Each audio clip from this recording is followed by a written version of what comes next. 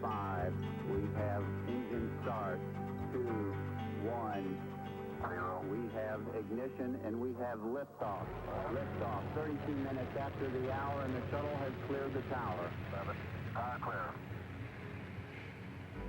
You see us kicking up a little bit of dust off the runway surface. Hello, I'm James Burke. Did you know you don't have to go anywhere near a planetarium to enjoy the kind of tour I was just enjoying? A tour through NASA video disc imagery, audio and text. What's more, my curiosity was, well, put in the driver's seat.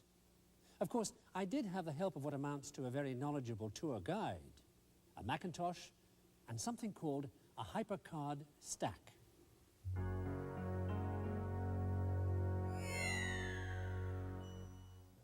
So who or what is this tour guide? HyperCard is a new tool for organizing and using information by context and association, and that's what puts me in the driver's seat, or in this case, the pilot's seat, and gives me access to the audiovisual segments of the video disc in a way which I find intuitive.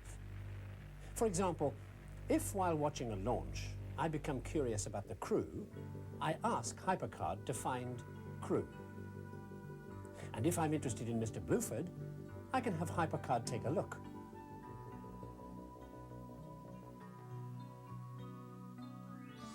You'll see here in a moment we've had several calls for guys for Major League Scouts looking for infielders.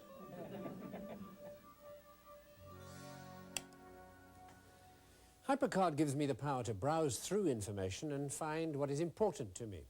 And it provides easy integration of video, music, voice, text, and graphics. You see, the HyperCard screen can show text and graphic information which supports, adds to, or explains the video. Special buttons enable the user to control action, pace, and sequence.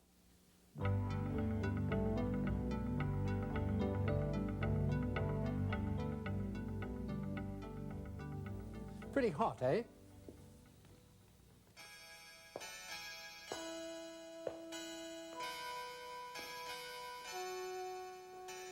HyperCard adds value to information by making it more accessible and interactive. You see, it's not just for browsing, it's a tool for authoring. By combining HyperCard with video discs, you can actually create interactive learning environments so that you can breathe new life into the way you communicate your ideas and wake up your students by actively engaging them. Authoring interactive video has been a complicated and tedious job performed by programmers. Now, with HyperCard, content experts and designers can get involved, taking most of the pain out of what has become an engaging task. Imagine you can use your own course outline and tie in live-action sequences, photos, schematic drawings, texts, and even sounds to illustrate points, to make presentations come alive. In space, I eat like I do underground.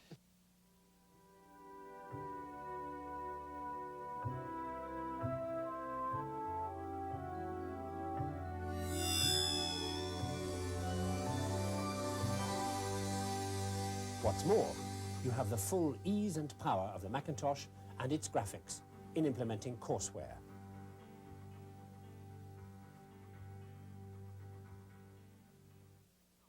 Let me show you some samples of interactive video disc applications done with HyperCard. Apple's training support group created a sample stack to demonstrate a variety of different approaches to interactive video and to provide examples of scripts. A rather fascinating example, the electric cadaver stack, is based on the Bassett collection of anatomical images and the video book Atlas by Dr. Robert Chase. Dr. Stephen Friedman, the designer, has created a living anatomy hypertext of real value. I think I'd like a closer look at this. Starting from a section which deals with the human skull, the user can click on any region and it becomes shaded. As the view of the skull changes, the selected area remains shaded so that the user can learn to easily identify that region of the skull from any angle. A magnifying button takes the viewer, just as it has for me, in for a closer look. At any time the student chooses, he or she can review their ability to identify the various regions by clicking on the title button and removing the name of the region. Using the X-ray tool gives the user one more level at which they can see and study the complex and delicate structure of the skull. Apple's training support group used Optical Data Corporation's shuttle downlink disc of NASA Video. The example stack illustrates the use of creating a visual map to segments of the video disc. We can find segments about a crew member, for example, by clicking on the crew icon and then clicking on the astronaut's image. Pressing return now takes us to each instance of the astronaut on the disc. Another section of the stack allows the user to explore the manned maneuvering unit. The user puts a sequence of images into play and then uses a handy control pad to stop, start, and replay segments. A third type of example represented in the stack uses video about the Remote Manipulator System, or RMS, to illustrate an instructional sequence.